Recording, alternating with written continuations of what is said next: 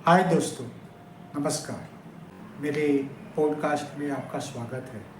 आज के इस एपिसोड में मैं बताऊंगा कि मुझे सीआईडी में ब्रेक कैसे, कब और किस तरह मिला। बात बहुत ही पुरानी है।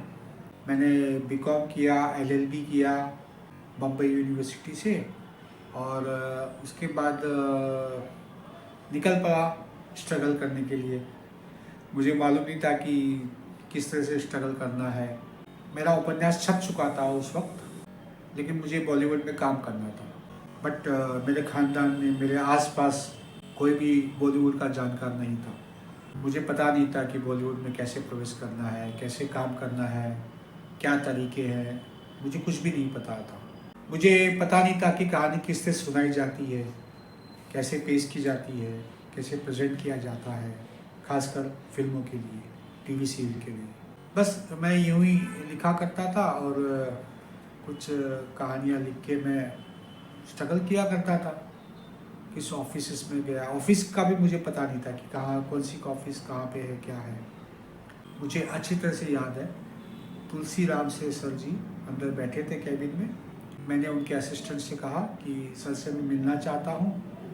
थोड़ी देर के बाद में मेरी सर से मुलाकात हुई। मैंने अपना परिचय दिया कि मैं राइटर हूँ। तो बोला कि ठीक है, सुनाओ। तो मैं कहानी सुनाने लग गया। तो उन्होंने बोला नहीं, ऐसे ऐसे नहीं, ऐसे नहीं, वो रिकॉर्ड करके लेके आओ, रिकॉर्ड करके लेके आओ और फिर सुनाओ मुझे। मुझे कुछ पता ही नहीं था कि रिकॉर्ड करके कहानी सुनाई जाती है क्या। मैं तो सोचा था कि जस्ट ऐसी कहानी सुनाऊंगा मैं। मुझे मालूम नहीं था कि रिकॉर्ड करके भी कहानी सुनाई जाती है क्या। बट खैर, ऐसा मुझे कहा गया था। अब मुझे ना रिकॉर्डिंग का मालूम, ना डबिंग का मालूम, ना कुछ भी नहीं मालूम, कैसे रिकॉर्ड करूँ। तो एज ए राइटर मेरा वहाँ प्रवेश नहीं हुआ। बट एक दो बार की मुलाकात के बाद में भगवान की कृपा से मैं वहाँ पे असिस्टेंट डायरेक्टर की जॉब में लग गया। उस वक्त उनका सीरियल काफ़ी मशहूर था, the Zee horror show, Zee TV पे आता था। और मैं उसमें असिस्टेंट डायरेक्टर के रूप में काम करना मैंने शुरू कर दिया। एक उपन्यासकार के तौर पर मुझे काफ़ी प्रोत्साहन मिला। कुछ लोग मेरी लेखनी से प्रभावित थे। मैं उन्हें कुछ लिख के देता, उन्हें पसंद आता, हमारी दोस्ती गहरी हो जाती। एक दिन उसने कहा कि राजेश, मैं एक टीवी सीरियल बना रहा हूँ, मुझे तेरा एपिसोड लिख के दे दे, स्टोरी स्किल पे डायलॉग के साथ में। बोला ठीक है, मैं तो बहुत खुश था। तो बोला कि ठीक है सर, पैसे कितने मिलेंगे।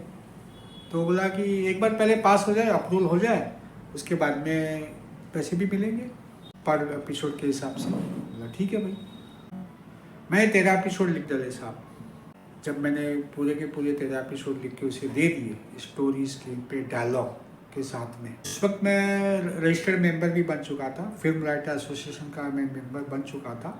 मैं अपनी कहानियाँ, अपनी टीवी सीरियल को मैं रजिस्टर करवा चुका था। तो मुझे तौर तरीके पता चल चुके थे। उस वक्त मैं उसके पास गया और उसके घर पे गया। मलाड में उसका घर था, मलाड।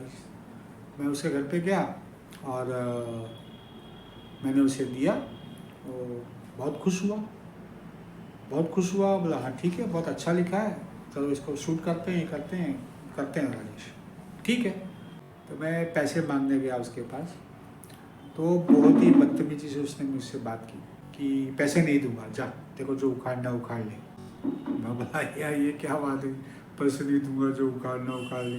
बहुत ही बुरा लगा, बहुत बुरा लगा। मतलब अभी ठीक है बेटा, तू पैसे मेरे रख ले, कोई बात नहीं, मत दे, तेरे को नहीं देने मत दे, तभी तो तेरे को अच्छा लगा था। लेकिन पैसे मैंने मांगे तो मैं बुरा हो गया और तुम्हें पैसे नहीं देना चाहते, मत दे भाई। तो मैं उस आदमी को भूल गया कि मतलब अभी चलो इस आदमी को चोकड़ी मार दो, अभी इसके साथ कोई कांटेक्ट नहीं करना है। ठीक है, मेरा पैसा खाएगा ना, मेरी किस्मत तो नहीं लेगा ना, मेरी किस्मत होगी तो कोई बात नहीं। तो मैं उसे भूल गया और उससे मैंने सोच लिया था कि अभी अब मैं उससे सब कोई कांटेक्ट नहीं करूँगा या उसका कोई फ़ोन नहीं उठाऊँगा। उस वक्त मेरे पास बटन वाला मोबाइल भी आ चुका था। जो बटन वाला मोबाइल होता था 2000 में था, उस वक्त मैंने ख़रीदा था 2000 में। तो वो जब मैं नौकरी वोकरी करता था, उससे थोड़े बहुत कमाए थे, तो इस तरह से मुझे मिल गया था। एक दिन मैं मलाड वेस्ट में था तो उसका कॉल आया, मैंने उसका कॉल कट कर दिया।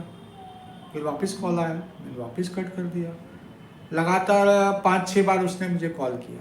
मैंने कट कर दिया और मैंने सोच लिया था कि भाई अभी मैं उससे बात करूँगा ही नहीं, मुझे बात ही नहीं करनी उससे।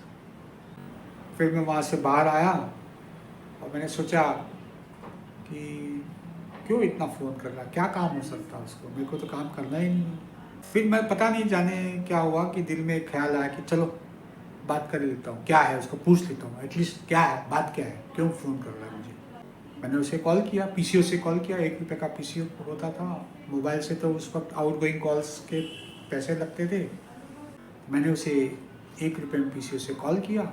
उसने बताया कि राजेश, मैंने तेरा नाम किसी को सजेस्ट किया है, जाके तू मिल ले, 3 बजे तक वो है, 3 बजे के बाद में बाहर निकल जाएंगे, तू एक बार चला जा वहाँ पे। उसने नाम पता और एड्रेस सब दे दिया। बोला मेरे को तो जाना ही नहीं है, मेरा मेरा मूड ही नहीं था, जब उसने मेरे पैसे ही नहीं दिए तो वो मुझे सजेस्ट करेगा तो वो भी पैसा नहीं देगा मुझे, तो बोला मुझे जाना ही नहीं है।